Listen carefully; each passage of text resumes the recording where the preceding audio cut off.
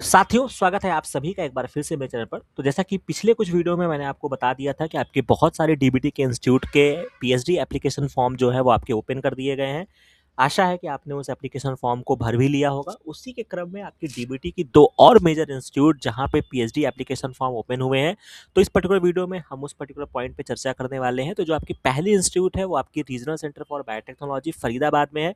इनकी वेबसाइट पे आप विजिट करते हैं तो भी आपको यहाँ पे PhD program in the biotechnology का नोटिफिकेशन और अप्लाई करने का लिंक आपको मिल जाएगा। और दूसरी जो आपकी इंस्टीट्यूट है वो आपकी थस्टी है, जो कि बहुत ही बेहतरीन इंस्टीट्यूट है। ये भी आपकी फरीदाबाद में स्थित है, दोनों ही सेम कैंपस में स्थित है। इनकी भी वेबसाइट पे आप विजिट करते हैं तो आपको एडमिशन फॉर 2026-27 को देखने को मिल जाएगा। बाकी जो इंपॉर्टेंट चीज़ है वो मैं आपको ये बता देता हूँ कि जो आपका थर्स्टी का पीएचडी प्रोग्राम अभी तक चलता था वो आपका जेएनयू से एफिलिएशन होता था, यानी कि आपकी जो पीएचडी की डिग्री होती थी वो आपको जेएनयू से दिया जाता था। बट इस साल जो मेजर यहाँ पे चेंजेस किया गया है वो जेएनयू से इनका कह सकते हैं कि एफिलिएशन खत्म हो गया है। तो आरसीबी से ही आपको डिग्री अवार्ड होगी।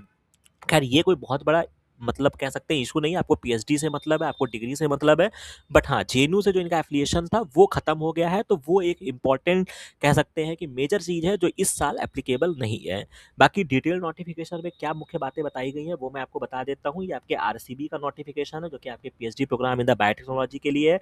किस किस क्षेत्र में काम होता है वो यहाँ पे मेंशन है। इसके अलावा क्वालिफिकेशन में आपके पास नॉर्मल आपका एमएससी होना चाहिए। इसके अलावा नंबर ऑफ सीट्स यहाँ पे मेंशन है, 18 सीट्स है, जिसमें आपका भारत सरकार का जो भी रिजर्वेशन पॉलिसी होती है वो अप्लाई होगा। और आपके पास कोई भी एक वैलिड जेआरएफ या डीबीटी जेआरएफ या आईसीएमआर जेआरएफ होना चाहिए। सिलेक्शन प्रोसीजर जो है, आपको एप्लीकेशन फॉर्म जो होगा वो ऑनलाइन भरना होगा। 500 उसकी एप्लीकेशन फीस है।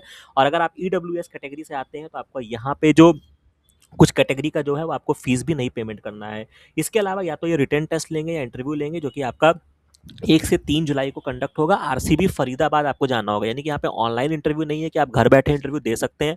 तो अगर आप आरसीबी फरीदाबाद जा सकते हैं तो ही एप्लीकेशन को भरिएगा, ये भी बहुत इंपॉर्टेंट चीज़ है।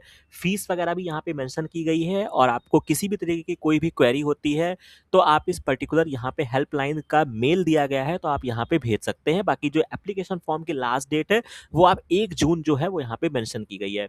इसी तरीके से अगर हम थर्स्टी वाले नोटिफिकेशन पे बात करते हैं तो यहाँ भी बहुत ही ब्रॉड एरिया में काम होता है। जो भी आपकी मॉडर्न टेक्नोलॉजी है, मॉडर्न टेक्निक है, मॉडर्न डिजीज़ है, सब चीज़ों पे यहाँ पे काम होता है। खास तौर से इम्यूनोलॉजी पे भी बहुत ही डिसेंट यहाँ पे काम होता है।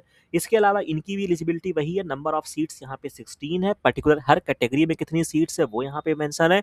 और चूंकि मैंने आपको बताया कि पहले इनका जो पीएचडी प्रोग्राम की डिग्री होती थी वो आपकी जेएनयू से अवार्ड होती थी, इस बार जो मेजर चेंजेस है वो आपका थर्स्टी से जो है कि इनका जो रजिस्ट्रेशन होगा वो आपके आरसीबी से होगा, यानी कि जो आपको डिग्री अवार्ड होगी वो रीजनल सेंटर फॉर बायोटेक्नोलॉजी आपको अवार्ड करेगी। इसके अलावा एप्लीकेशन आपको भरना है, यहाँ पे एप्लीकेशन फीस है।